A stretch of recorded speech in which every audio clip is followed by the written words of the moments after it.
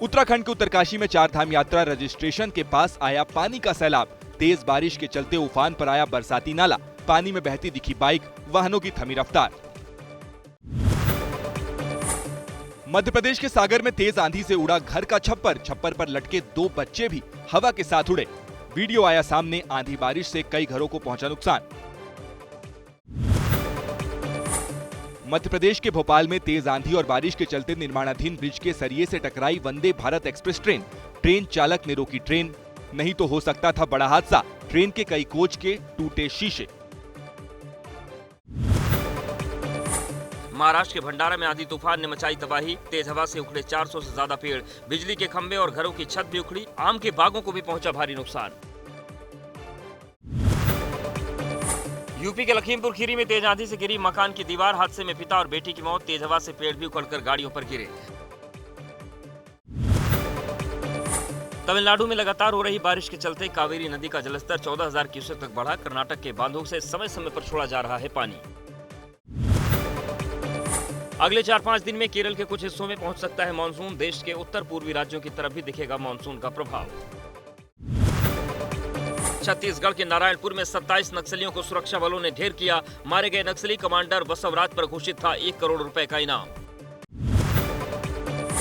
नक्सलवाद के खिलाफ सुरक्षा बलों की सफलता पर गृह मंत्री अमित शाह ने सोशल मीडिया के जरिए जवानों की सराहना की। कहा 31 मार्च 2026 से पहले भारत से नक्सलवाद पूरी तरह से होगा खत्म।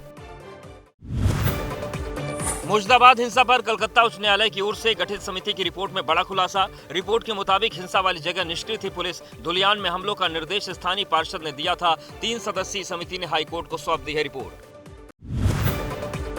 मुर्शिदाबाद हिंसा को बीजेपी ने बताया सुनियोजित। पार्टी प्रवक्ता सुधांशु त्रिवेदी ने कहा, रिपोर्ट में साफ साफ तौर पर लिखा है 11 अप्रैल को स्थानीय पार्षद महबूब आलम के निर्देश पर हुई थी हिंसा। पीड़ितों की मदद की गुहार के बाद मूक दर्शक बनी रही पुलिस। पाकिस्तान के सिंध प्रांत में गृह मंत्री जियाउल हसन के घर में प्रदर्शनकारियों ने लगाई आग। घर में घुसकर प्रदर्शनकारियों ने सारा सामान फूंका। दूर से नजर आया घर से निकलता धुआं।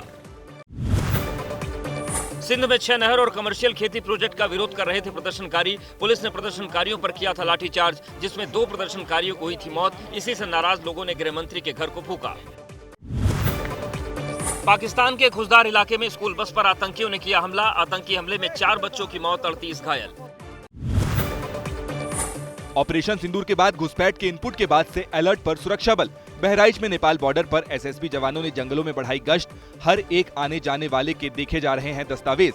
सुरक्षा एजेंसियों को मिला है घुसपैठ का इनपुट। 9 और 10 मई को पाकिस्तान पर हुए भारत के हमले का एक और वीडियो सामने आया। भारतीय सेना ने ताबड़तोड़ हमले कर तबाह की थी पाकिस्तान की चौकियां। सेना के सम्मान में जम्मू कश्मीर के अनंतनाग में कांग्रेस ने निकाली जय हिंद यात्रा। यात्रा में स्थानीय लोग भी हुए शामिल। लोगों ने सेना के शौर्य को किया सलाम। जय हिंद के नारों से गूंज उठा राजस्थान का सिरोही जिला। भारतीय सेना के सम्मान में निकाली गई तिरंगा यात्रा। तिरंगा यात्रा में स्कूली बच्चे भी हुए शामिल। कांग्रेस नेता जयराम रमेश का विवादित बयान। ऑपरेशन सिंदूर के तहत बने सर्वदलीय प्रतिनिधिमंडल में शामिल सांसदों की तुलना आतंकियों से की। कहा हमारे सांसद भी घूम रहे हैं और पहलगाम के आतंकी भी खुलेआम घूम रहे हैं। पाकिस्तान को लेकर बीजेपी ने लोकसभा में नेता प्रतिपक्ष राहुल गांधी और कांग्रेस अध्यक्ष खड़गे पर साधा निशाना। प्रवक्ता सुधांशु त्रिवेदी बोले, ऑपरेशन सिंदूर को छिटपुट युद्ध बताना और भारत के विमानों की जानकारी मांगना ये पाकिस्तान को ऑक्सीजन देने वाले बयान है। हरियाणा पुलिस ने चरखी दादरी में अवैध रूप से रह रहे बांग्लादेशियों और रोहिंग्याओं के खिलाफ चलाया अभियान। झुग्गी झोपड़ी में रहने वाले कई संदिग्धों के दस्तावेजों की गहन जांच के बाद पूछताछ की गई। गुरुवार को राजस्थान के बीकानेर दौरे पर रहेंगे पीएम मोदी। नाल एयरबेस में जवानों से करेंगे मुलाकात। केंद्रीय मंत्री अर्जुन राम मेघवाल के मुताबिक देशनोक में करणी माता के मंदिर में भी पूजा करेंगे पीएम। पूर्व प्रधानमंत्री राजीव गांधी की पुण्यतिथि पर बिहार चुनाव के लिए कांग्रेस का बड़ा दांव। पार्टी ने माई बहन मान योजना लाने का किया ऐलान। हर महीने महिलाओं को 2500 देने का वादा। नोएडा में ढग्गामार बसों के खिलाफ ट्रैफिक पुलिस का अभियान। शिकायत मिलने पर 12 से ज्यादा बसों को किया सीज। बगैर फिटनेस के चल रही बसों की वजह से आए दिन होते हैं हादसे।